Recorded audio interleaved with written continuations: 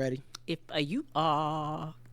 Hey, welcome to another episode of the Blackout Tips podcast. I'm your host, Rod, joined as always by my co-host, Karen. And we are live on a Monday night, ready to do some podcasting. Find us everywhere you find podcasts. The official weapon of the show is Phone chair. and the unofficial sport. Bullet ball. And bullet ball extreme. Thanks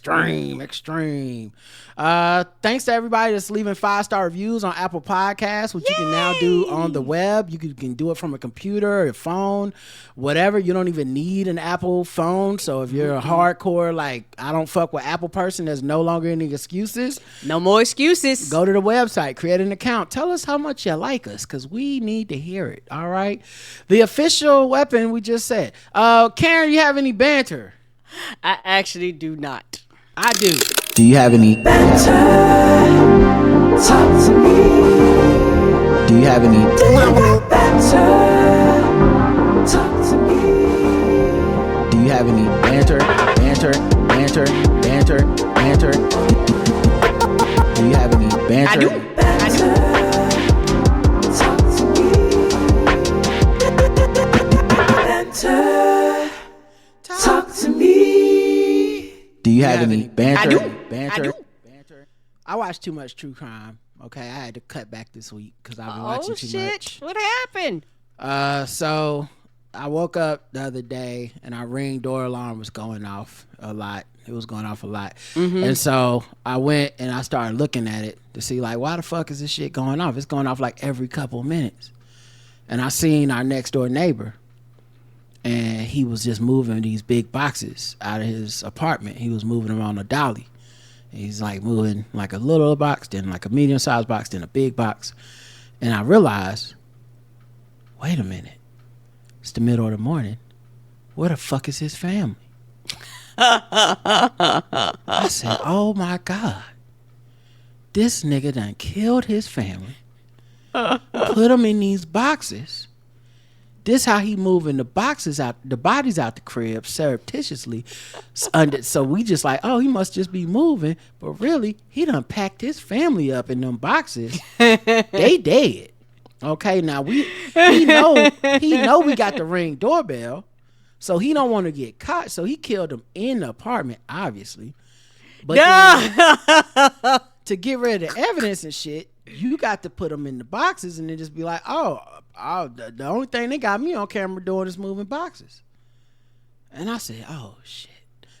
So then, of course, I started frantically rewinding. It's just box after box. And then I got to like real early in the morning, and it was like, oh, his family and his kids, they was going to school, and it was the mom taking them to go to school. Yes. And I was like, oh, that's enough for my man. And that's enough. You need to take a break. I gotta take a break, because I've really had this man pegged. I thought this man was going. I said, this man going to jail. I do not feel like testifying. I hope you don't come over here. Don't ask me no questions. Don't ask me for the tapes, okay? Nope. They going straight to Charlotte PD. All right. They made me turn on my motherfucking neighbor. I was gonna be on TV. You know, they was quiet. I like the kids. You know, sometimes they do little TikTok dances in front of our Ring doorbell. They do. It's hilarious. They would draw on the concrete outside with chalk, and I thought they were adorable little precious kids. And the wife was nice, and they all just seemed like a beautiful family. Right? I didn't know the murder started, you know. Nobody told me. So I blame for my man. People talk about gym crushes. It's a big thing on social media and in the gym culture. Gym crushes, when you go to the gym, normally you have a routine. You normally go around a certain time. You go and then you start noticing the people who also have the same routine and they go around the same time. And, okay. You know, I don't think it's a actual, like, I mean, maybe for single people and people that are in the gym actively looking to holler at people, which is not something I've seen too much of. Not saying it doesn't happen, but I think most people are there to do whatever they came to do. To work out. And right. I haven't really seen a culture of like fraternizing or flirting and shit, but I'm sure it happens. I just haven't seen it. But, you know, your gym crush is normally like a person that is there working on their physique or whatever, and you working on yours, it's not necessarily even mutual. I actually probably doubt that it's mutual. It's probably like a lot of people that's like super in shape and fine, and then everybody else is crushing on the same people, but whatever. So yeah, gym crushes though, and then sometimes it's mutual, sometimes it's not, sometimes it's just like a work wife or something. You know, people are friendly to each other at the gym. Not that I have one or is looking for one. I don't have one, but well, that's not fair. There's a couple people that go to work out that I'm like, oh, that person is cute and seems like a nice person, but I just, you know, I would never talk to them. Just in general, even if I was single, I'm just not that type. Agreed. But anyway, the real point is, I never heard nobody talk about this shit. I got a gym enemy. Oh shit. Yeah. I got a gym nemesis. I don't got a gym crush. Now I don't know if other people had these people, but me and this dude, we about to fall out because I go to the training room, which is like an offshoot of the main gym area that everybody uses. Normally it's not too many people in there. People in there is either with trainers or they like them super fucking like real into like working out motherfuckers, you know, those people. And I just go in there because it's not a lot of people and I get to be alone and I can set up my little station. I can do like 4, 5, 6 different exercises and cycle through them and take my time without feeling rushed or feeling like somebody's waiting on me to leave some equipment or whatever. All right. So I go in there and, you know, especially during the summer, it's hot. But I go in there and they have a little switch on the outside where you can turn the fans on. Most of the time, fans are on in there. Turn on lights, turn on fans. Why? Because it gets hot. You're in the gym. And wind circulating, you know, COVID, all this stuff. You just keep the air moving. So I go in there and fucking, you know, the wind is working, the fans working. I look up, fucking fans are off. I'm like, now why the fuck would the fans be off? I'm in here doing my workout with the fans on. Makes the room hot. I look up, it's this dude, and he doing some weird ass CrossFit, like jumping on boxes, like parkour workout shit. I'm like, all right, well, I'm almost done with my workout anyway. But I peep game, like, this motherfucker turned the fans off. All right. Strike one. So then next time I come in there, this motherfucker is you know, getting his Captain America on with the boxes and shit, jumping over him, all this shit. I say, okay, cool. I set up my little workstation. It's getting a little warm in now. You know, I'm busting the sweat and everything. I'm like, because I sweat easy, I'm like, let me go turn on the fan. It's getting hot. I know I'm not the only one in here that's hot. I turn on the fan. Buddy comes over like a minute after I turn the fan on. He's like, hey, can you turn the fan back off? I said, wow, I'm hot. He said, well, I like to sweat. I'm like, nigga, you gonna sweat regardless. Like, then work harder. You know what I mean? Like, maybe you not working hard enough. Did you ever think about that, Mr. Man? Did you ever think about that, parkour guy? Maybe you should be jumping on 2 boxes. How about that? Then you be busting a sweat like everybody else. Put on a sweater. Wear a hoodie. Take your ass outside. It's all kinds of hot outside. We are in the inside because we want to have the accoutrements of inside. That's the point. What else? You don't drink any water then. You know what I mean? It's so weird. It's just like this weird moment. And I was like, look at him. And I'm, you know, and I'm not to be toxic masculinity, but I'm gonna be real. I looked at him and thought, I know it's gonna make you feel like a bitch that I'm gonna turn it off. So I didn't turn it off in like a way of like, you know, in a way of like, oh yeah, no problem, man. I see. I turned it off like, oh, you can't handle little fans, little man, because he is short. I said, I'll turn it off for you, little man. No problem, buddy. All right, little guy. Pat him on the head. I didn't pat him on the head, but you know, I was giving him the like, all right, buddy. All right, whatever, keep you from crying. My workout's almost done. So I turned it off. He didn't even thank me or acknowledge it. I said, that's strike 2, bitch. That's strike 2. Because I didn't have to turn it off. I was here first. I could have, this is the second time I've been here first. Or no, this time he was there first. But I was like, you didn't say shit when it was me. You just turned it off, didn't ask nothing. Didn't ask no motherfucking questions. Okay, so now the fan autonomy, it is wherever you at is what we setting the fans to. That's some real weirdo shit, bro. Right. You know this is a shared space. You don't own this YMCA. This ain't your room. It's all our room. If fucking 6 of us in here and ain't nobody got a problem with the fan, why the fuck you turn it off? Right. So then, last time, I was leaving the Y, and I saw him coming in to the training room to work out. We was by the water fountain. I got some water, then he was going after me. I had my headphones on. I took my headphones down, and I went over to the switch where the fan is, because it was on, because that's what normal people do in that room where we're working and sweating. Because it's a smaller room, right? Yeah. Right. I turned it off for him. And I said, hey, I know you don't like the fan. I turned it off for you. I'm done. You welcome.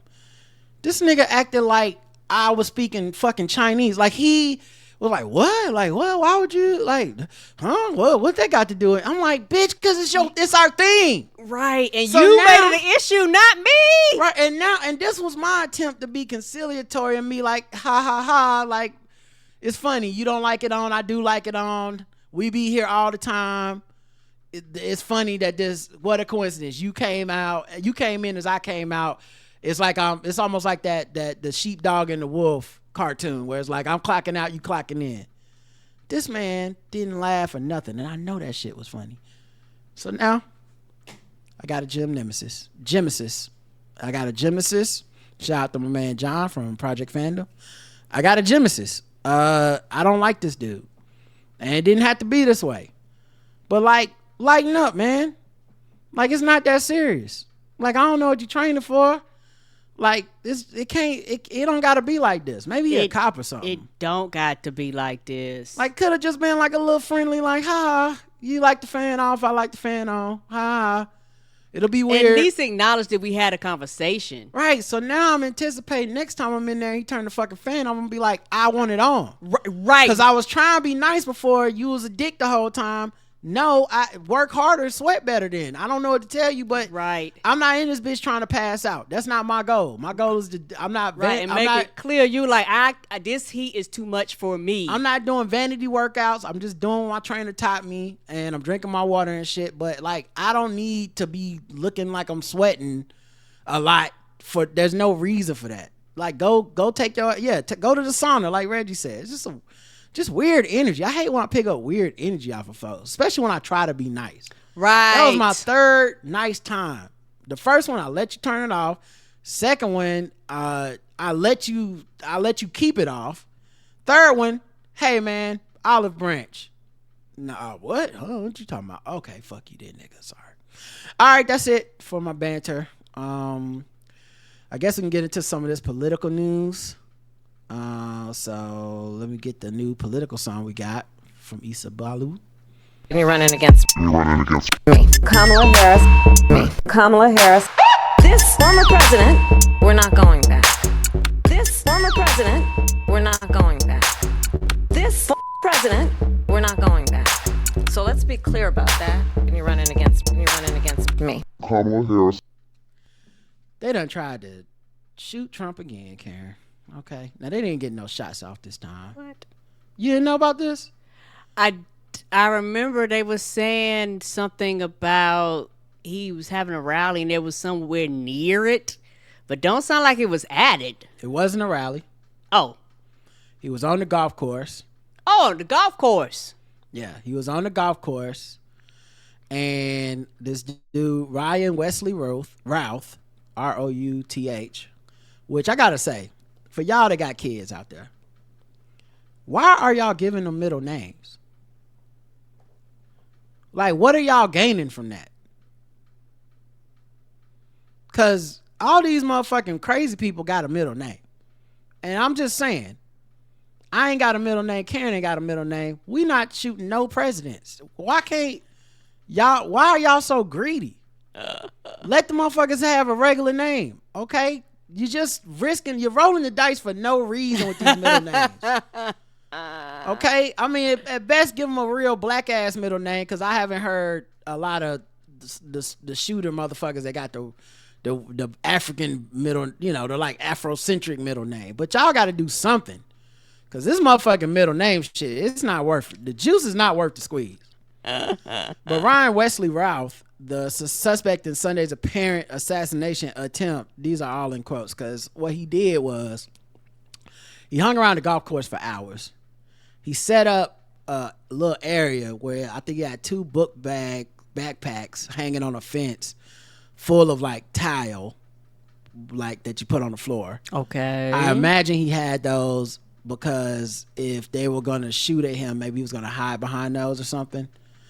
But he had a rifle barrel with a scope sticking out from a fence. A secret agent noticed it. And it was the secret agent was scouting ahead of Trump as he played golf in order to secure the area, you know. Because that's his job, and Trump like to fucking be out in the open like that. Right. And so they recovered, I believe they shot at the dude. He fled in a car. A witness spotted the vehicle. They later stopped the car and they found him and arrested him. At the scene, they found a loaded SKS style a rifle. They found a rifle with a scope, a digital camera, 2 bags, including a backpack. And so they brought him to justice. Merrick Garland said the FBI is continuing to investigate what appears to be an assassination attempt on the former president. We're grateful that the former president is safe. Of course, Kamala Harris, Joe Biden, everybody's said that. No one's going to say, like, well, damn, they almost got him. Everybody's going to say the right thing. He has a lengthy criminal record. He's from North Carolina. In 2002, he was charged with felony possession of a weapon of mass destruction, resisting an officer, carrying a concealed weapon, an ID fraud card, and an ID card fraud. Well, it's considered mass destruction. I don't know. Could be a bomb. Could be. Okay. Could be just maybe one of these AR-15s. I don't know. Okay, no problem.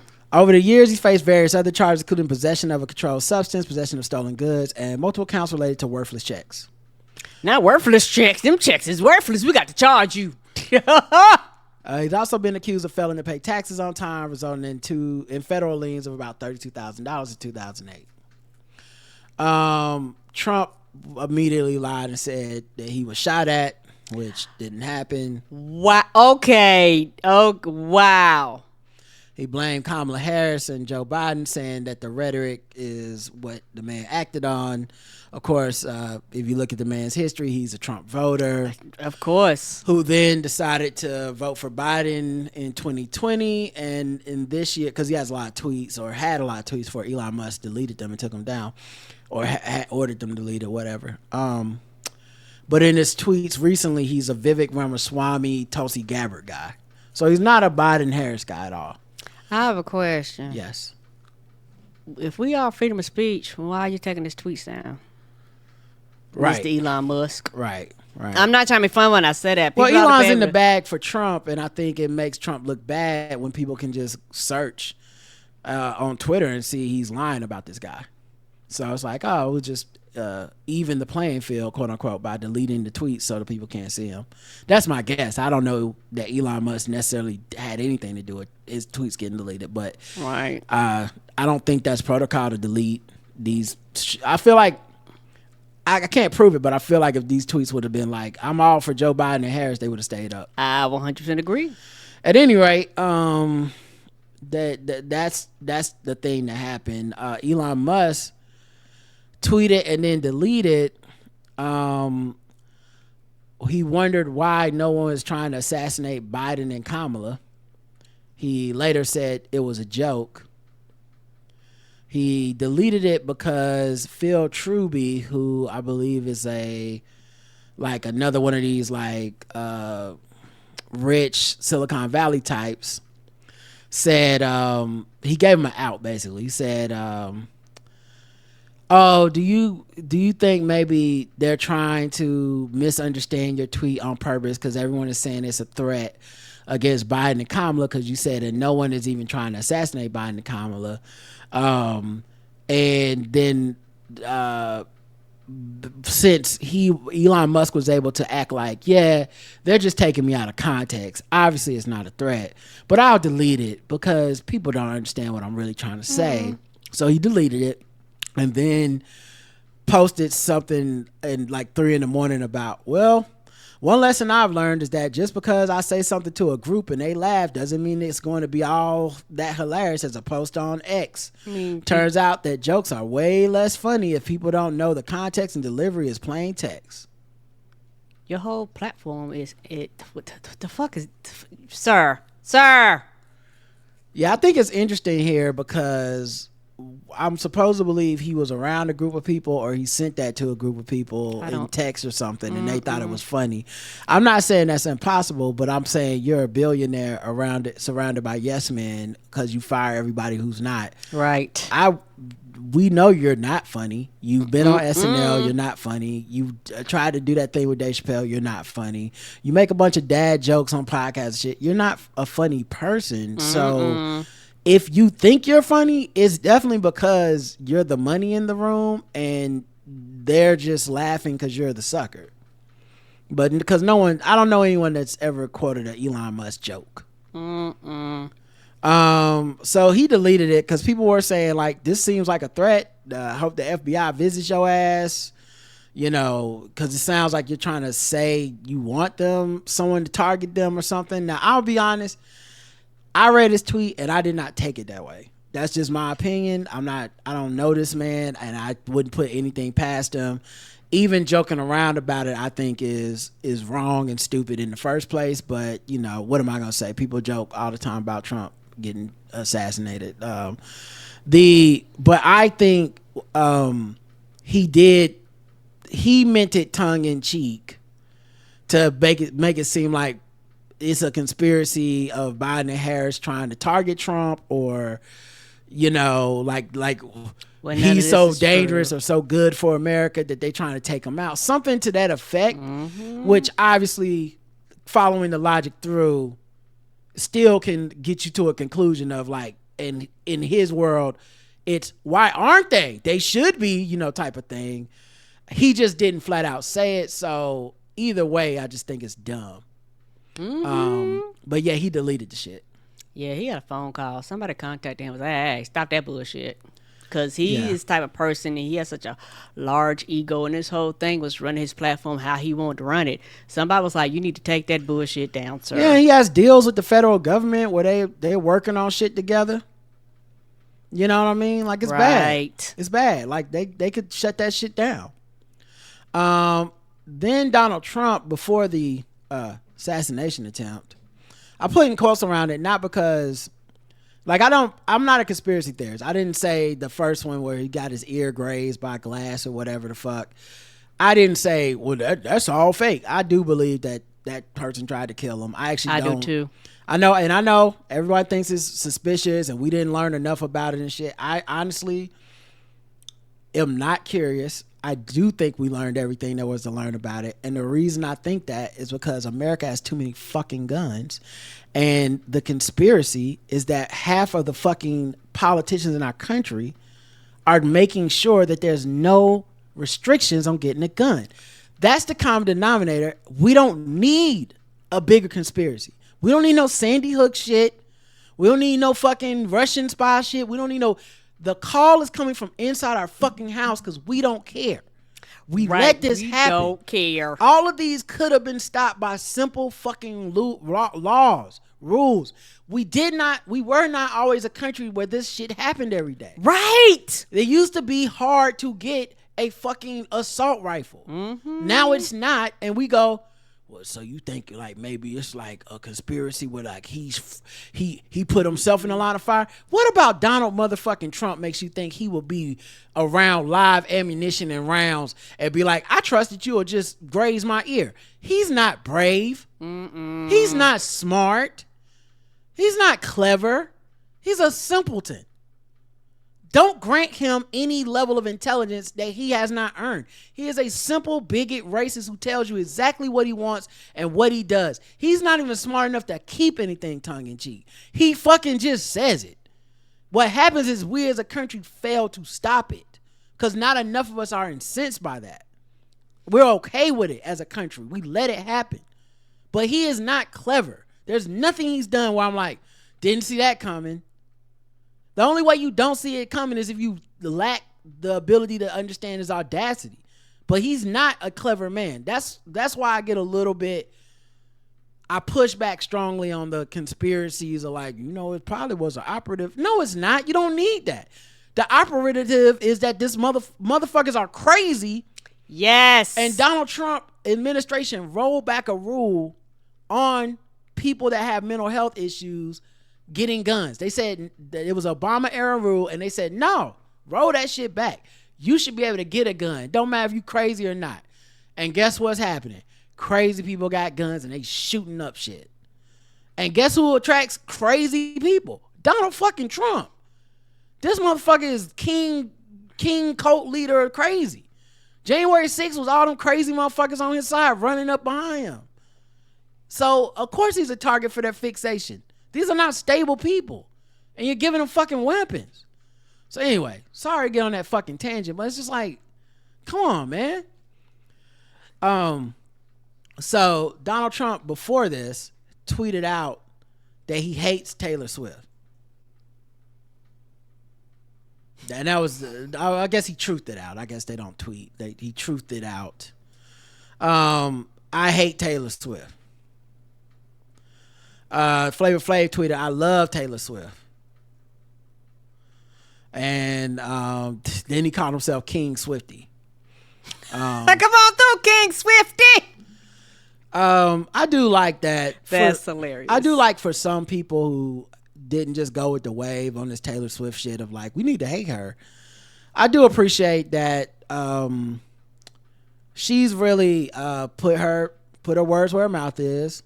She's been put her money where her mouth is. She been Democrat. She been liberal. Mm-hmm. Everybody knows this. That's not just trying to be ignorant. But I think in a weird way, she was like the first Caitlin Clark where there were people who were white supremacists who tried to glom onto her and use her image for something that she clearly did not want or agree to. Right. And in their own way, they kind of radicalized her. Because I think she, under the management of her father, similar to Beyonce, by the way, under the management of her father, you know, the parents are more precious and conservative about their babies. They don't want their babies doing anything that courts controversy or gets them in trouble or loses them fans or money. So when they're managing their kids, they are very much Republicans by Nikes too. And then of course the kids get grown and they look around this world and they're like, I have feelings and thoughts and I don't agree that it's just everyone's right and just you do what you do and don't worry about it. And Taylor Swift was a person that stepped up to the plate a long time ago on LGBTQ issues, on voting issues, with feminism, women's rights, ownership in music. She's been right a lot of the time and ahead of the curve a lot of the time. Right, and people shit on her when she's out here doing shit. Like, and particularly with the music rights shit, it's like, yeah, she's one of the largest artists. She's like, bitch, pay us. She was right. Right. Artists now need like 1 million streams to get a couple dollars. Like, she was right and ahead of her time. And helped a lot of artists that followed in her footprints. But right. She had that one artist that kept talking shit. She was like, hey, bitch, Taylor Swift was like the only one that came and did. I think it's, yeah. She was like, yeah, everybody else turned their back on me. I know the details of it, so let me elaborate. It was Kesha who was suing, I think, Dr. Luke at the time, I believe, and leaving his label. And a lot of it was based around like sexual assault and stuff and like allegations against Dr. Luke of like a bunch of Me Too shit. And a lot of women in the industry, a lot of people in the industry, they work with Dr. Luke. He's huge. And so people was mostly silent and they didn't say shit. And Taylor Swift never said anything. She gave her money. Now, why do we know this? Not because Taylor Swift told us, but because Demi Lovato was beefing at the time and she was just shitting on Taylor Swift, calling her fake and all this shit. And I believe it was Kesha that came out and was like, you calling her fake? Where the fuck was you? Taylor's helped me. When I was suing, when like Dr. Luke and them basically cut my fucking money off, she floated me. So she didn't ask for nothing from it. She wasn't trying to get no PR. She just did it. And like I said, these are things that I noticed, and it's not because like I'm such a huge Taylor Swift fan. I listen to her music. It's just I'm more concerned with truth and facts in this era of just confirmation bias. And I'm not a contrarian, but a lot of times the crowd is wrong and will steer you wrong. Mm-hmm. And it just happens. If you allow them to. Over and over. And it's like they get annoyed with you when you're the person that's dealing with facts and be like, so what happened? And honestly, if your argument can't stand up to what happened, then you don't have a good argument. And it happens a lot. Mm-hmm. You know, I remember looking into the Chris Pratt shit and being like, there's nothing here. Right. You have to assume so fucking much that you're just being weird like a QAnon person, but the opposite way. Yes. So all that shit to say, Taylor Swift endorsing Kamala Harris was not surprising to me, but I've been paying attention. I haven't just been shitting on this woman for no reason. Right. So there were other people like, wow, I'm shocked. I can't believe it. And I'm like, it's not shocking. It's not. I mean, you can applaud it. Sure, applaud anybody that takes their platform and endorses a candidate that you would like to see win. I mean, that's awesome. But in general, it's not shocking nor surprising to me. And normally what happens, same with Beyonce, they normally wait till closer to the election to then do the endorsement. Mm-hmm. So they get the maximum amount of effect, publicity. But she did it early. After the Kamala debate, she's like, bam, wrote the whole thing. Anyway. Donald Trump says at first, oh, I like Brittany Mahomes better than Taylor Swift anyway. He didn't even know Brittany Mahomes' name, by the way. He said, I like what's the quarterback, Miss Mahomes. I like Mrs. Mahomes better anyway. I'm like, you don't even know her fucking name, idiot. And so that's why then the next day he just finally went on Truth Social and said, I hate Taylor Swift. In an environment where they said some shit about Haitian people getting death threats, bomb threats called in the hospitals. Got that whole town in a fucking uproar. The people there are like, a lot of this shit, I personally think, is coming from people that don't even stay there and or live there. Like, we're having to shut down the city government and shit in our little town because it is bullshit. So the point being, we know that his words can cause harm. Mm-hmm. So to say something like, I hate Taylor Swift is not just I was listening, some Taylor Swift music came on, I just tweeted that, or just truthed that. No, that's him putting the crosshairs on her. Yeah, sending the signal out. And then crying victim when someone actually does put some crosshairs on his ass. I thought a hateful rhetoric he spewed is, we got to turn the temperature down. The temperature not up over here, baby. We talking about winning. We talking about governing. Ain't nobody talking about nothing for you. No one's even talking about putting you in jail. That's what's funny. Right. The Kamala Harris campaign don't even talk about and he need to go to jail. They just be like, nah, court gonna do what they do. We ain't gonna talk about that. We just talking about plans for America. But the fact that he could know that kind of threatening is happening, I don't put it past him that he thought he was putting a target on her back. So yeah, then Flavor Flav says that shit. Speaking of the Haitians, J.D. Vance admitted that he was spreading false rumors about Haitians in Ohio. Him and Donald Trump first started with the like, oh, we seen it on TV. No, that's what we're hearing. People are saying this. The media won't report it. To finally admitting straight up like, yeah, sometimes I will create stories to get attention to, so we can finally get attention to the real issues. You created a story? You mean you lied? Right. That caused these people harm and like fucked up a community and people are scared. What does it mean when you create a story and it's supposed to fool the media, but Donald Trump believed it? Right. Said it on a national debate. So was he part of the story creation and he was in on the lie, or you have a gullible candidate on the front of your ticket, on the top of your ticket, and you somehow fooled his dumb ass into believing it too? Because he sounded like he believed it. But yeah, I think this is the clip. You just said that you're creating the story. What's that, Dana? You just said that this is a story that you've created. So the eating dog food thing is not. We are creating. Dana, it comes from firsthand accounts from my constituents. I say that we're creating a story, meaning we're creating the American media focusing on it. I didn't create 20,000 illegal migrants coming into Springfield thanks to Kamala Harris's policies. Her policies did that, but yes, we created the actual focus that allowed the American media to talk about this story and the suffering caused by Kamala Harris's policies. Bullshit, because it's just a way of getting around, like, because that's the follow-up question to him saying, like, yeah, if I had to create stories so the American media actually pays attention to suffering of American people, then that's what I'm going to do. And when she's like, so you lied, you created a story. No. I created, if we had to create the attention, like, nah, man, you lied. This not true. No one in the city thinks it's true. The woman who originally started she did a post, I believe, in a Facebook group or something. And she came out and said, I did not mean to spark these rumors. So the woman behind an early Facebook post that helped spark baseless rumors about Haitians eating pets told NBC News she feels for the immigrant community.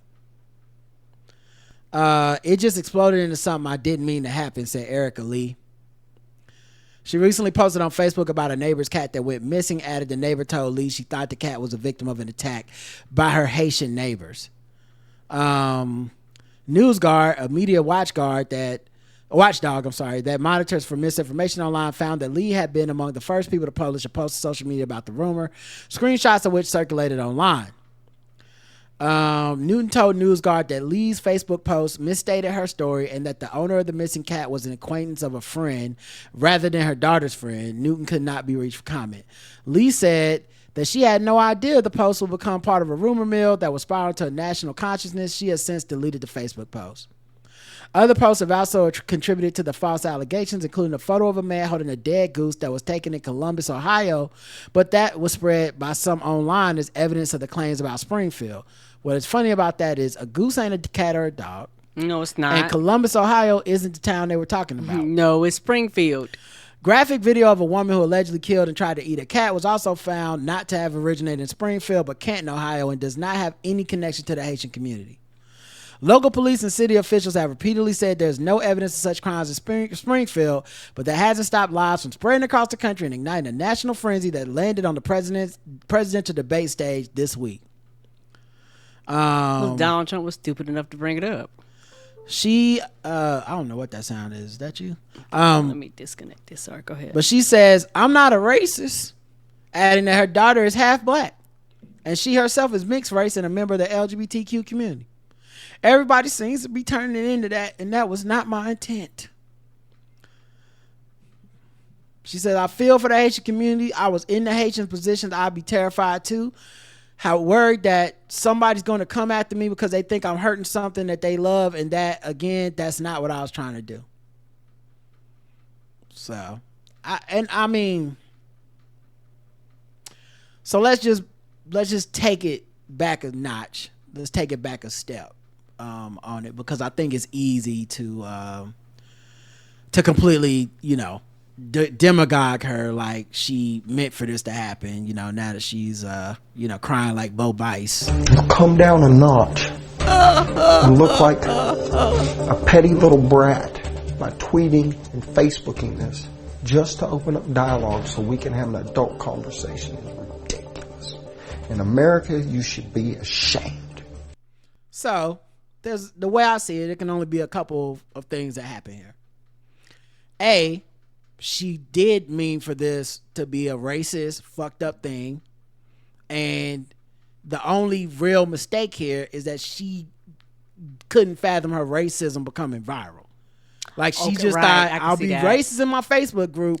She didn't think the Republican media apparatus would pick up her racism and carry it to the debate stage and make it a national issue. Right, because people say shit all of the time and never makes it that far. Or B, she legitimately, her neighbor said something, she thought her neighbor said it, she misunderstood, and she thought she was sharing something to make people aware, and she just turned out to be wrong. Or the neighbor lied to her. The neighbor said it was Haitians, and then whenever the woman got busted, she was like, I ain't say nothing about no Haitians, and it wasn't even my daughter's dog, it was somebody else. Anyway, either way, she ain't the real story. She's fucked up, sure. The real story is a fucking presidential candidate. A campaign should not be using this kind of shit on a national platform. Agreed. They just wanted a reason to say these black, legally here immigrants can't be trusted, are lesser than, And they're so desperate they'll grasp onto a Facebook post by a fucking stranger. Mm-hmm. That's what the fuck they do, and that has been the entire Trump campaign. The entire Trump issue has been this. Yes. The whole fucking thing is just them being like, we don't need truth. We just need feelings. And if white people feel aggrieved, that will become our truth. There's so many things that are easily debunked, easily proven false. I'd even go so far as to go back to, honestly, I think this truly started for me noticing this. When they started saying Obama was divisive, and they couldn't say why he was divisive or what he did to divide us. Just he was the most divisive president. And what that meant was white people's feelings about him being a black president were angry and negative towards it. And so then it became, well, it's his fault. It can't ever be ours. We don't need to work on nothing as a country. Nothing. He is not making us feel good about him being black. And I think from that point on, that grievance has just floated down the line to now they feel like they don't want these Haitians here who are here legally. And so now we can just say whatever about them. Whatever we want to say. And also the biggest point is what you said. Feel however you want to feel about that woman, but at the end of the day, that's something that Donald Trump should have never brought up on the stage, on the platform that fucking big. Insane. Right. Insane. Let's see. Anything else for Trump before I move the fuck on? Oh. Trump. There was a singer named Nicky Jam who's a Latino singer. Okay. And he endorsed Trump, and he showed up to one of these MAGA rallies with the Make America Great Again hat on. Mm-hmm. Donald Trump didn't even know who the fuck Nicky Jam was. And so he went to introduce him and said, Latin music superstar, Nicky Jam. You know, Nicky, she's hot. Where's Nicky? Where's Nicky? Well, thank you, Nicky. Great having you here. Look, I'm glad he came up. Trump said, correct himself as a singer walked on stage because it's a man. It's not a woman. He don't know this. He don't know or respect any of you fucking, I guess in this case, Tio Tomas. Like, what are you doing? Latin music superstar, Nicky Jam. Do you know Nicky? She's hot. Where's Nicky? Where's Nicky? Thank you, Nicky. Great to be having you here. Now you have to get. Oh, look. Come here. I'm glad he came up. Right, because he's a dumbass. I'm pretty sure they informed him of this information. He didn't give a fuck. So you know how we used to have a little game in America called If That Was Obama? And we just, it's a rhetorical game. And it's just somebody do some wild shit. And we like, man, if that was Obama. New game. If that was Joe Biden. If Joe Biden literally didn't know who the fuck he was about to bring up on stage, misgendered the person, and then got up there and was like, oh shit, I mean him. How many stepped down from president? Is he mentally infirmed? Did he have a senior moment? Are they propping him up in the White House? This is actually elderly abuse that they even have him running. How many of those fucking articles would we have seen just off of this one clip alone?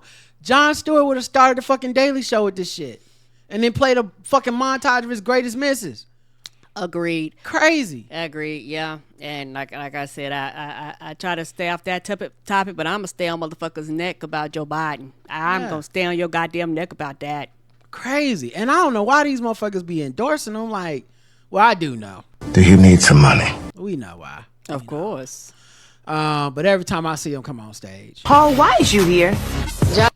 I don't know these people. Who are these niggas?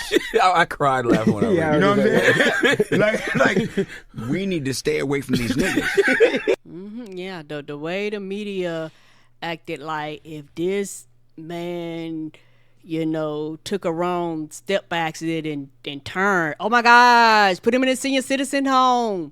All right. You have this other motherfucker talking about they eating the cats, they eating the dog, and we're supposed to act like that shit is fucking normal. It is not. Let's talk about social media, Karen. All right, we're going to talk about it. Let's talk about it when we come back, okay? Okay. I'm going to get some more of these beats in and commercials and shit.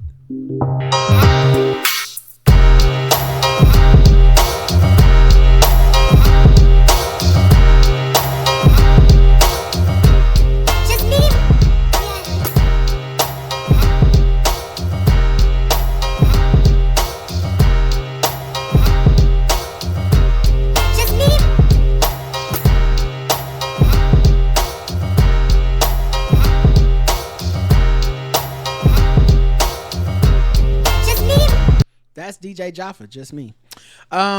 42 state attorneys general demand a Surgeon General warning label for social media apps.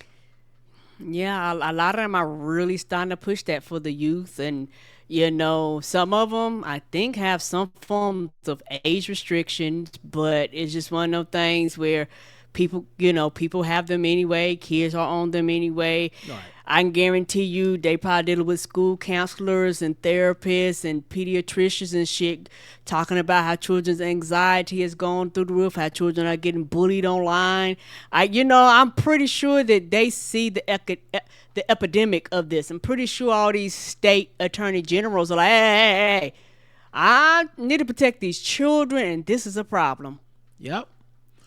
As state attorneys general, we sometimes disagree about important issues, but all of us sharing an abiding concern for the safety of our kids in our jurisdictions, and algorithm-driven social media platforms threaten that safety. The 42 attorneys general said in a letter to Congress. 42 states. Y'all know that's bipartisan. That is so rare in America. This shit is serious. And this is why I don't get with the we just need to get TikTok under control. It's all of them. I've watched it drive my friends crazy. I've watched it drive me crazy. Me too. We've seen the effects it has on people, the rabbit holes they go down. Mm-hmm. I truly, in my heart of heart, truly, honest to God, believe we would not have had Donald Trump as president if we did not have social media. I truly believe that. Like Facebook and the shit they did, basically hacking the election. All the QAnon conspiracy shit happens because of shared social media and social spaces online that are unregulated. I truly think we do need legislation. We do need somebody to look at it. It is like smoking a cigarette. Mm-hmm. Because it's an addiction. They have people who have actually studied your brain and went through it. They paid them a lot of money to do this, right? To see how stuff trigger your brain. And truth be told, social media now is not the way social media used to be. They have done certain things over the years to make it more addictive. They have done certain things over the years. They have tested it. Facebook has publicly told us we can put shit to make you sad, happy, excited, depressed, all in your timeline. Why? Because we fucking did it because we wanted to. We wanted to test to see if we could control your emotions like we've done this. And so for me, it's one of the things, particularly when it comes to children, they're developing. They're not fully developed. They're dealing with all these emotions. It's just a lot happening. And we as adults, need to have rules and regulations to kind of regulate this shit, because I'm like you. I have seen social media fuck me up personally. Like literally, I have seen it. You get to the point where you're talking to people offline, like they aren't online like that, and you're talking online language so much that you sound crazy to them. Yes, you do. And keep in mind, we found out Facebook was literally testing out algorithms on people to make them depressed or happy. Yeah, that's just to see if they could do it. Yes. So and they could. That was the thing. They knew that they could. Yes. Like if I show you all the negative things, the depressing things that are happening around you. If I show you this person's sad, this person someone died. If I make sure when you log in, that's what you see first. This person's angry about a movie. Something racist happened to this person. It'll make you angry. It'll make you sad.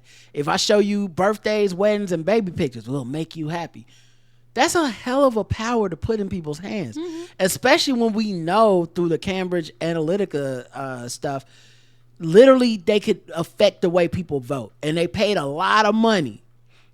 They got paid a lot of money. It'd be a hell of a coincidence if all that money went and it just didn't change anybody's vote and anybody's mind. But it red pilled people. It put people in this in these information silos where all of a sudden it was confirming all this stuff that they would go, yep, the Joe Biden is going to he's going to steal the election, and you end up believing that. We wonder how we get so divided and such.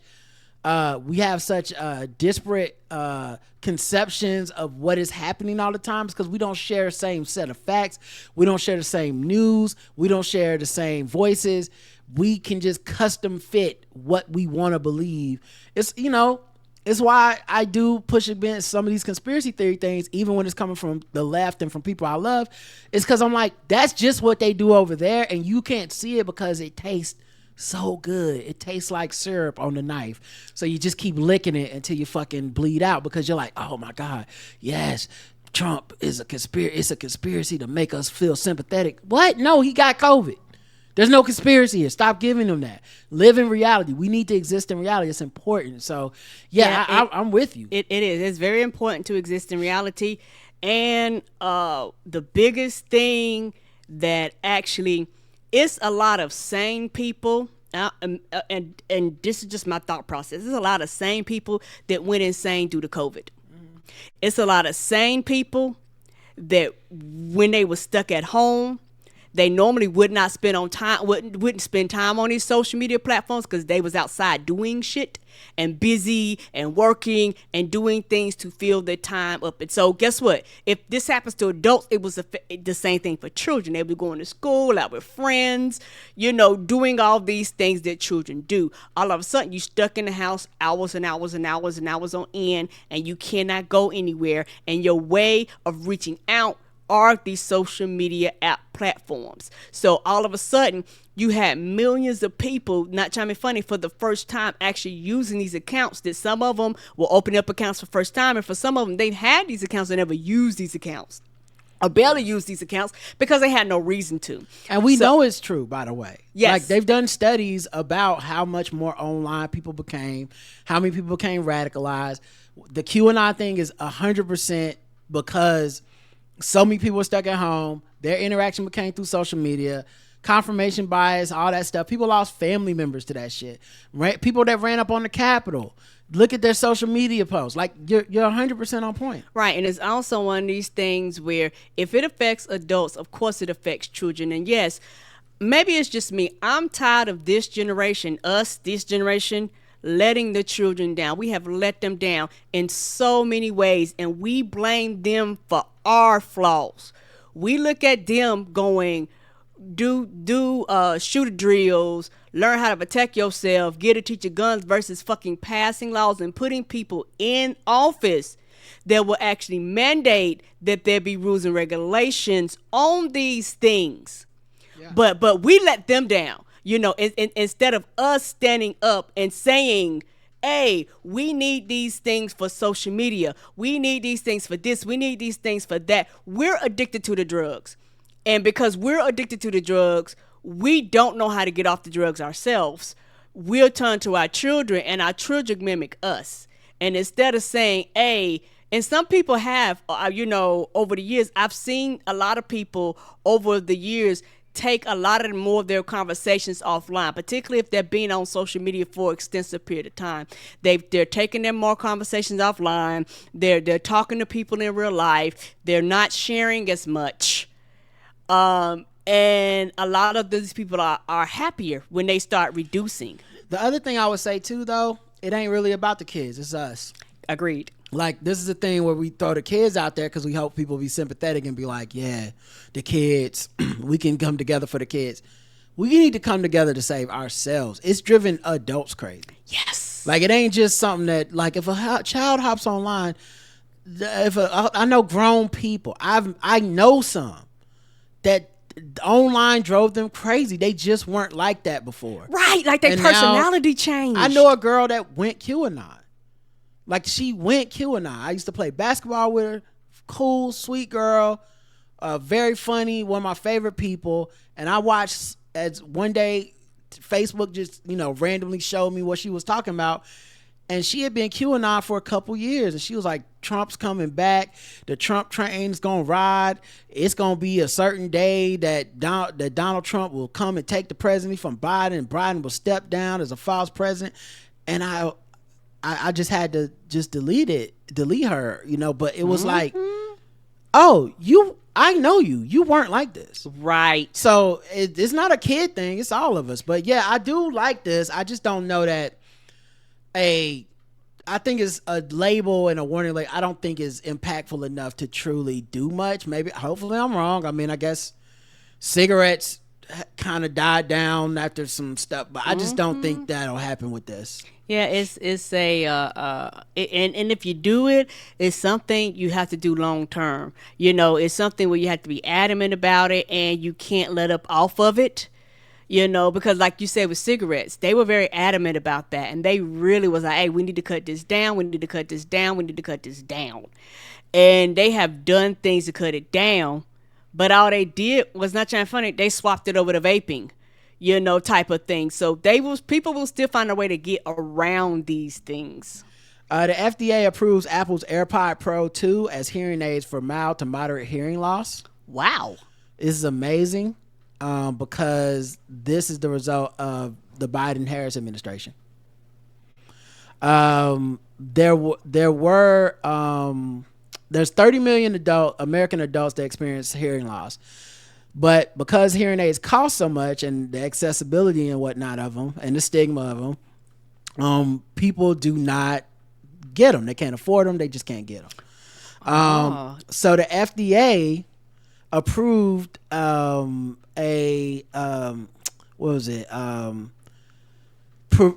basically deregulated the hearing aid thing to be like, listen, there's not just like a certain person that can make these. You can now get them over the counter. It was in 2022. They allow over the counter hearing aids without a prescription. Oh, great. I didn't even know you had to have a prescription for them. Now, while that improved accessibility, hearing aids remained expensive, ranging from $100 to $7,000. Good God. In contrast, AirPod Pro 2s cost $249, which makes them more affordable. So if you can turn an AirPod Pro feature into, hey, hearing aid mode, I just now saved sometimes thousands of dollars. Yeah, I don't have to go to the doctor. Like I said, I didn't even know you had to have a prescription. And the thing is, because I've watched, like you say, watched a lot of commercials, and hearing aids over the years, they got smaller and smaller. That's why you said they can go up $70,000, because it's one of those things where if you get, quote unquote, the top of the lines, the ones you can barely see, you know, the ones that are almost hidden, you're going to pay a lot of money for those. Now, I know what y'all are thinking, but it's Apple. I hate Apple. I love Android or whatever the fuck. It seemed like Apple did this one first. I mean, the FDA approved it. You know, I haven't heard about this feature on Androids that, you know, no one's talking about that yet. So it seemed like Apple might have beat Android to this one, which I hope doesn't piss anybody off. I mean, I think you should be happy that people have another option for hearing aids that aren't thousands of dollars and need a prescription. Yeah, so hopefully nobody will be mad or write in with some snarky bullshit. They'll be coming up with their version. Seemed like a cool thing. Mm-hmm. And hopefully other people follow suit and get their headphones. I hope to do the same feature and get them approved by the FDA, and you know, and sell them too. I'm. This may be shocking to everybody. I'm just happy more people have access and be able to hear. Me too. And I think eventually this will become standard. Like, you know, like, hey, if you get a headphone standard, because I know that the AirPod Pro 2 were coming out, and I was debating on if I wanted to get a pair and then just, because one of the pods I got one, I don't know what the other one is. So I was like, well, I'm just going to buy one. But I think I might buy one anyway, buy a new pair. This is just you, Shadow, wanting to say you want to spend $250. This Yes, has nothing sir. to do with the article, and you don't have hearing loss. No, I do not. What? You don't even need. I do not need it. Just. I'm trying to pay off my credit card, guys. And Karen just don't give a fuck, apparently. All right, let's go to another segment. This is kind of an update. I'll play the music anyway, but it's kind of an update on yesterday's gender wars. We're going to war. Gender war. There's a war going on outside. Gender war. There's a war going on outside. Gender war. All right, gender wars. first time, let's get into it. It's an update on Shits and Giggles. Okay, we talked about that yesterday. Talked about them yesterday. The brothers from across the pond. So apparently, what I didn't know is it started from another gender war segment where they went on a podcast and said that they didn't find any baddies in Atlanta, or the least amount of baddies they saw was in Atlanta, which led to people, of course, feeling like that's definitely a slight against black women, because black women are the main people in Atlanta that would be called baddies. And to say you didn't see none is crazy, because Atlanta is literally known for their baddies. Right. And so people started digging in the crates, and some hater who had been waiting in the bushes for their moment. They popped up. And my time to shine. They said, what about this time they went on Andrew Schultz's podcast? So that wasn't even a new clip. That was an old clip that they had just kept around. Oh. It was like, remember when y'all laughed at him talking about black women with the black girlfriend effect? And that's what got them fried this time. Now, of course, y'all heard our show yesterday. We didn't go as far, and I didn't even read a lot of stuff. We didn't go as far as the people that were like calling them coons and sellouts and anti-black. I don't know them like that. What I said about them is something that I stick with, and something that they're about to confirm in this clip I'm gonna play y'all, which is their apology. And y'all can feel how you feel about the apology, but I'll just reiterate. My point was, just because you need to always be aware of your podcast brand and your integrity. And so just because you get access to a bigger stage doesn't mean you don't carry yourself with you.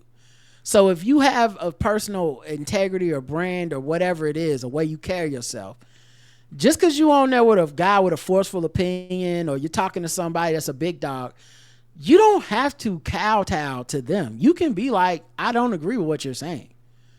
And if they can't handle it, then fuck them.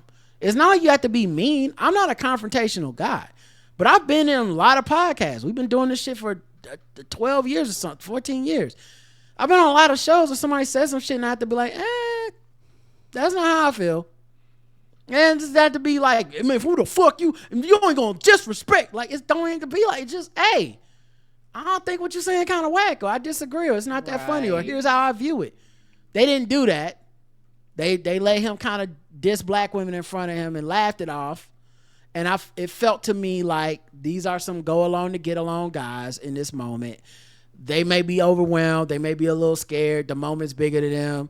They didn't anticipate this. They're not from America. They probably thought the shit is going to fall back on Andrew Schultz, not us. It's not like we said the shit. All we did was go, you're hilarious. But it came back around to them. So now they got to address it. So here they go.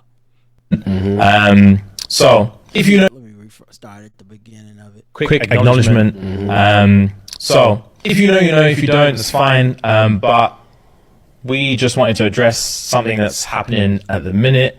This past weekend, there's been a couple of clips going around from when we did a session on the Flagrant podcast while we were on our US tour. And there were a few jokes made that were incredibly inappropriate. One specifically pertaining to black women. And in the clip, Andrew was making a joke. I'm not even going to get into specifics. Making a frankly racist joke.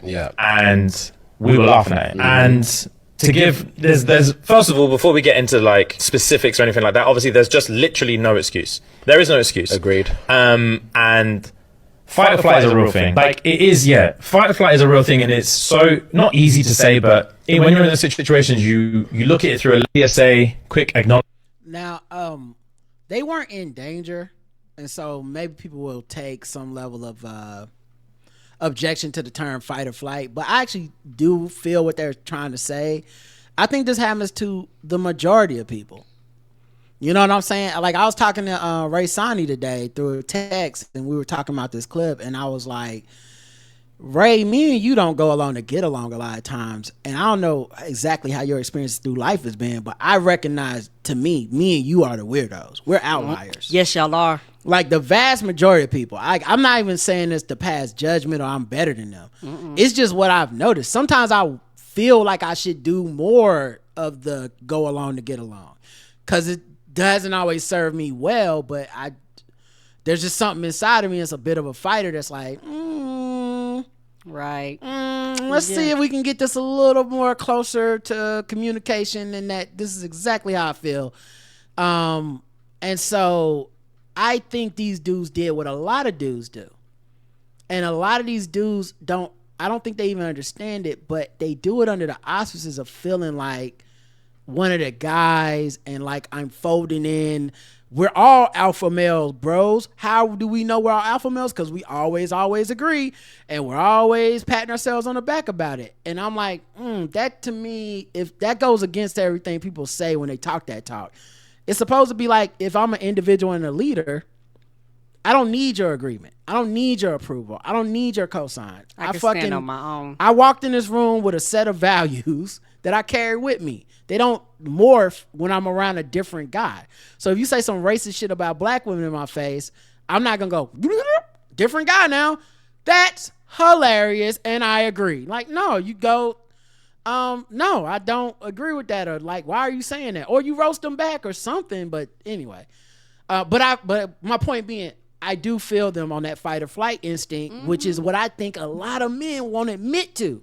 Yes, because the fight would mean, because basically it's saying, do I want a conversation, a confrontation or not? That's what the fight or flight means. It don't mean you're in danger. It don't mean anything bad will happen to you, quote unquote, either way. It just means, do I want to say something at this moment and have the room turn against me, or do I just get along? There are so many men I know who privately will agree with me. They'll send me a text, a DM on something.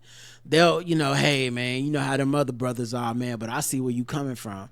And I'm like, yeah, but then you sit up there and you don't say shit because you low-key will never admit it. You scared of the confrontation and what will the outcome of this conflict be. So you just sit back and let the shit happen. Right. Like what you let them at least believe that you agree with it or are okay with it. You ain't gonna raise too much of a stink or issue because you don't want to end up on the outside looking in, the outcast, being like, "What? You're kicked out of manhood." So so like I'm saying, a lot of people are gonna be tough on these dudes about this. I think this is actually a really open and honest moment that a lot of growth can happen, and I hope their fan base listens to it, and the brothers that listen to them, I hope they hear this because it's true and it needs to be said. Everybody can't be kicked down the doors. Some people need to hear this, see where they went wrong, and go back and do better. But there's more to it.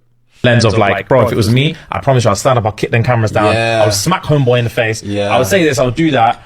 But when you're in there, you're in shock. You're in shock, and all you want to do is move on. Yeah, bro, move on is the fucking word, bro. All you want to do is fucking move on. Just move on to the next thing. Just move on to the next thing. And like we had to say a few times, bro, just move on. Just move on. So many different topics. We were like, move on. Yeah. It's not even like about pity laughs or anything, but we just wanted to get out of that situation. Literally get out of that situation, keep the ball rolling. And we thought it was going to be more of like a bros chat, but it ended up being something. It ended up being something that's like really, really hurt people that look to us for support and look to us to feel protected. And protected is the main thing that I wanted to discuss, is that it is our duty to protect you guys. Facts. And it is definitely not cool to be in that situation. And again, I think also the thing here is that and let me know if it started over. I hope I didn't play it too long. But the other thing you have to recognize here too is that and I said this yesterday, a lot of their fan base is black women that love them because they are supposed to be an example of this like non-toxic brotherhood and masculinity that is actually conscientious about race and about gender and in a way that's supposed to not just be like pandering, but supposed to be like, look, we are considerate and we love black women and we must make space for them, and we don't want to be on here like these other podcast bros, like, Fish and Fit and Fresh, whatever the fuck them niggas are. I hope I tanked it. I don't want to know their names. Because I always call it the reverse of what it should be. Yeah, I don't know their names. But they like they were supposed to be like this bright spot. Like, yo, they not like them. They're doing something where black women can listen to it and not feel like, oh, any second they're gonna say some problematic shit. And I'm not saying they never say anything problematic, just like our show or any show. there's gonna be some black women that listen to it and don't like it, and it's whatever their reasons are, their reasons. So I'm not saying it's a cat. So you don't got to write in and be like, well, one time he said, feel you, but I just know how they were being promoted by a lot of black women and upheld. So them saying like we did not make a protective space, that means something. The recognition of that means something. What they do going forward is the ultimate meaning, though. Yeah, on time will tell if you meant it. Yeah. Not be the ones to stand up and kick the cameras down and lens of like, bro, we fucked it on that occasion. We did. It's not going to happen again. And it's about being human. It's about realizing that you don't know what you're prepared for. You don't know how to prepare for something you don't know that you don't know what's going to happen. Yeah. And once it's happened one time, you're like, fuck, all right. You learn from your mistakes, and that's literally literally learn from your mistakes. Yeah, we fucked it, and we're sorry. We definitely do apologize. It's for me. Someone in the comments on Instagram said Fuhad sounds like a backup singer, which is hilarious. He's the one up top. Because he ain't really like the dude on the bottom is saying all the words, and he's like, yeah, we fucked it. Yeah. Yeah, you're right. Yeah, I agree. That's right, mate. Like he's like, Me, like, it's one of them ones where you don't realize that, like, for one, when you're part of a community, you don't realize that you can hurt your own community. Especially when you're not, when unintentionally. For real. And also on top of that, it was so crazy that like the narrative that's been spun about how we feel about our community, the irony of the fact that whilst the whole reason we're in that country was to just show how much we love our community and show how much we love our supporters and how much time we spent at the shows and just like getting to know. Which is so interesting because they went on this tour of podcasts in America and stuff to be with Black America. Because once again, they can say whatever they want to about us throughout the diaspora, but black people, Black American culture run shit. A lot of people just imitating us. And I don't have a problem with it at all. But it's like Kendrick said, you run to America to imitate heritage. They can't imitate this violence.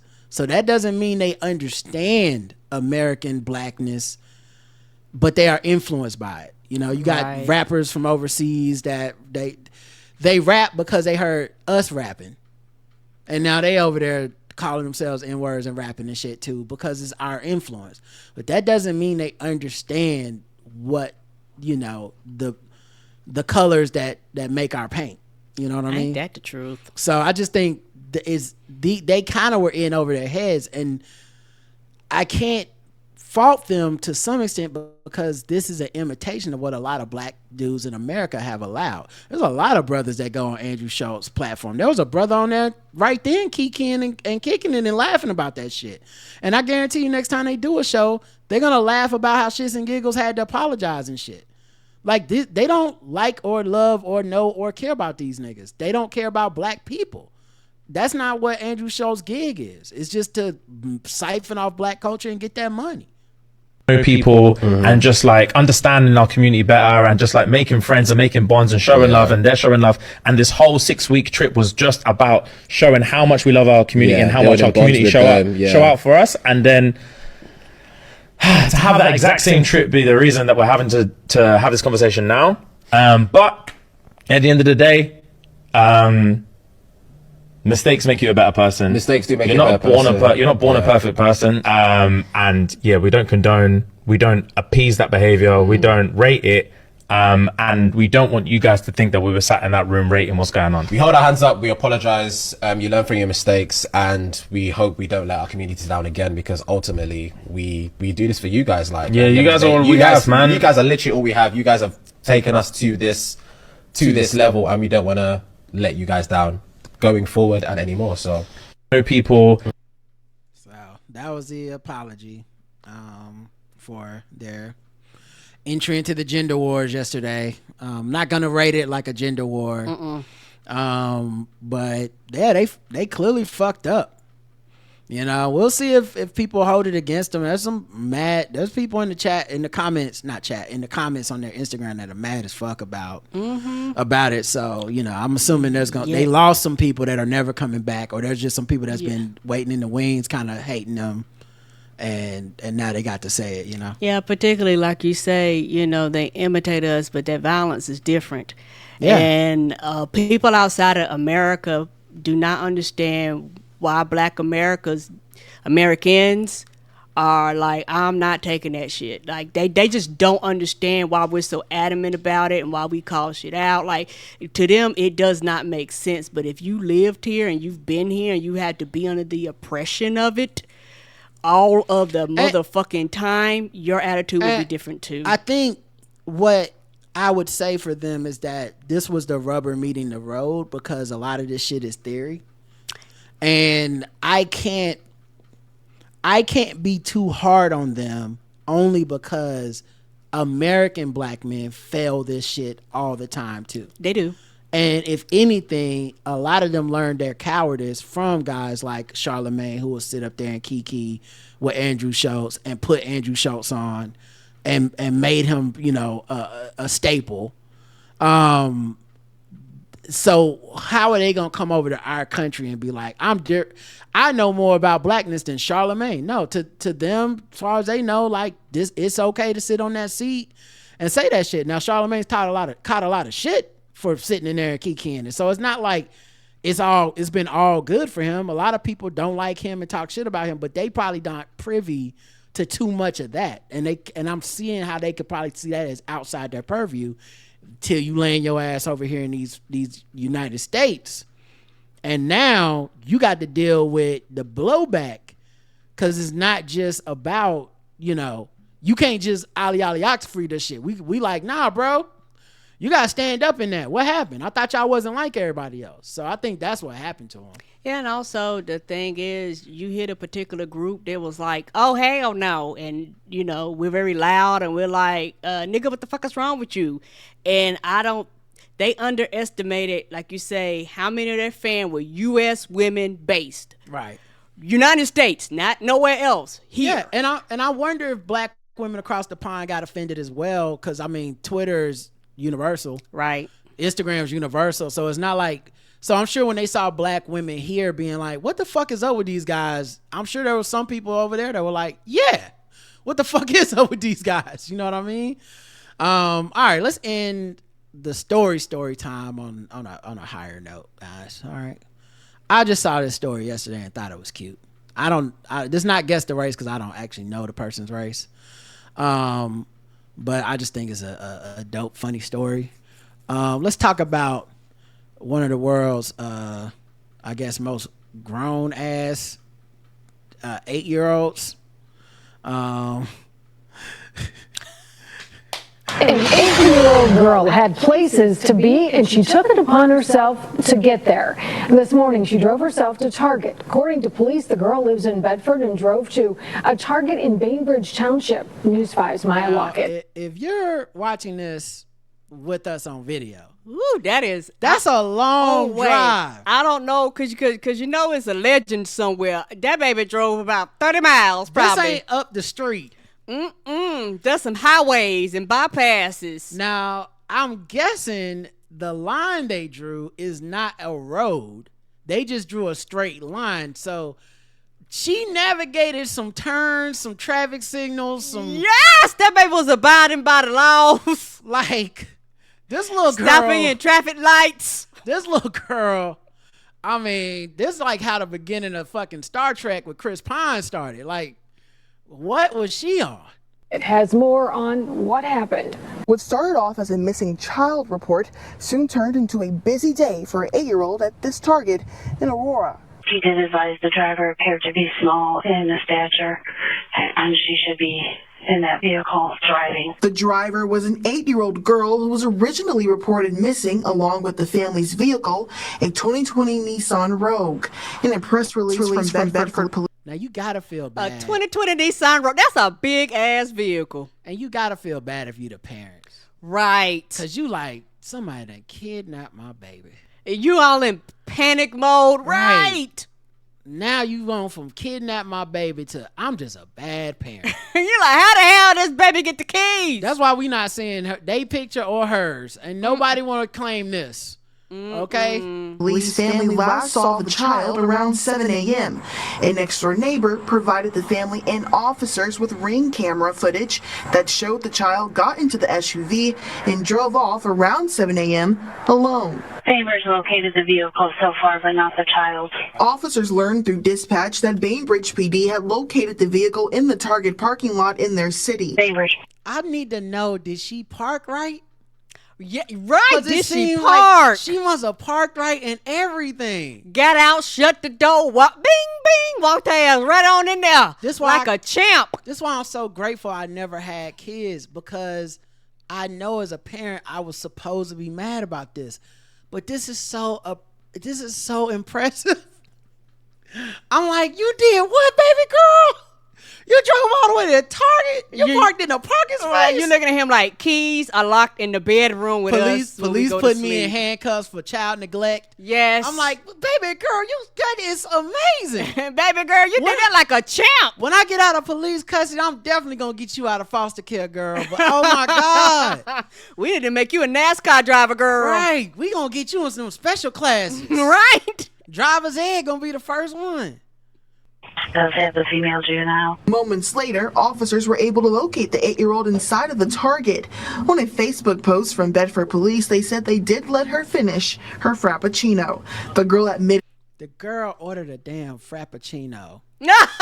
Just stop up. You got the money? Okay, baby. That'd have been me. I'd have made it for everything. I would have. Okay, you want a Frappuccino? Here's your Frappuccino, Are we baby. sure this isn't the movie Orphan, where the girl was really like 40, but she had some type of disease? We sure this isn't the Isekai? Yeah, right. Yeah. This might be an Isekai. I was reincarnated in the body of a little girl. I got a chance to do life over. Yes, I got a chance to live again. Honestly, this could be a great Isekai. A great Isekai. I don't know what truck coon hit her. You know somebody hit the baby. Hit a grown-ass 70-year-old woman, and then she took her out. She came back as an 8-year-old. Right. Been waiting to turn 8 her whole life. She's like, if I turn 8, I think I could drive that car. Right, she was like, oh, my joints feel good.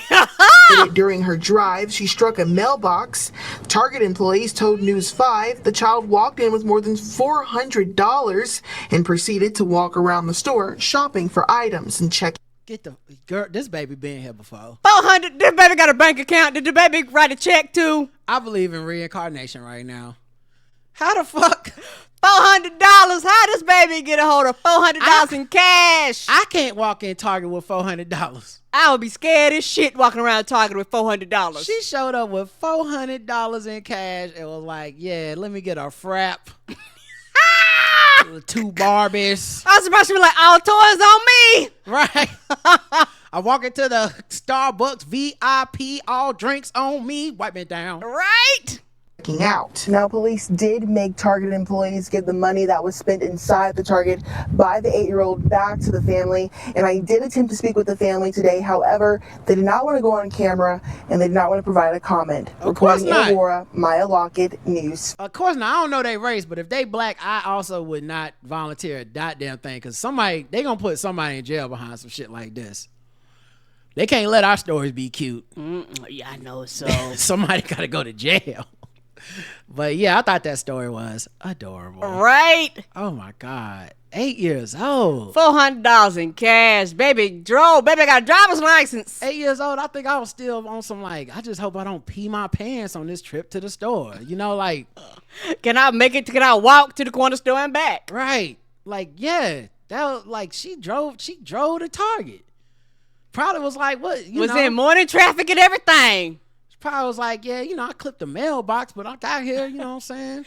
Could you imagine people say, hey, yeah, I think it's a small child in this vehicle. They can barely look over the steering wheel. They look like they standing straight up trying to drive the car. At 8, I might have known my address. I definitely didn't know the way home driving.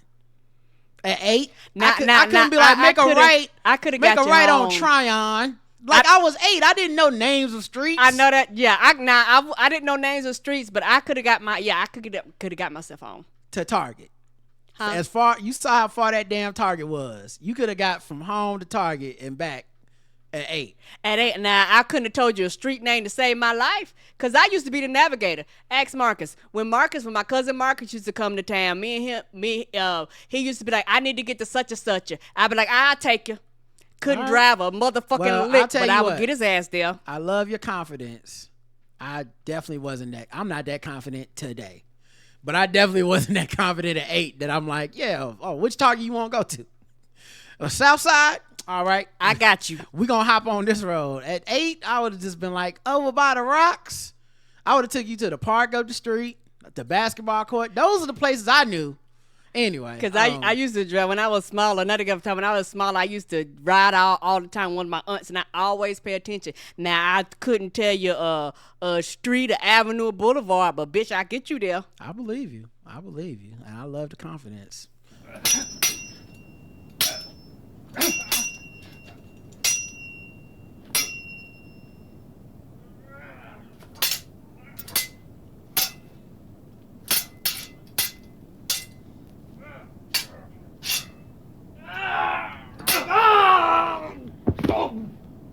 I would have had us under the bridge at 8. Everybody in the car dead.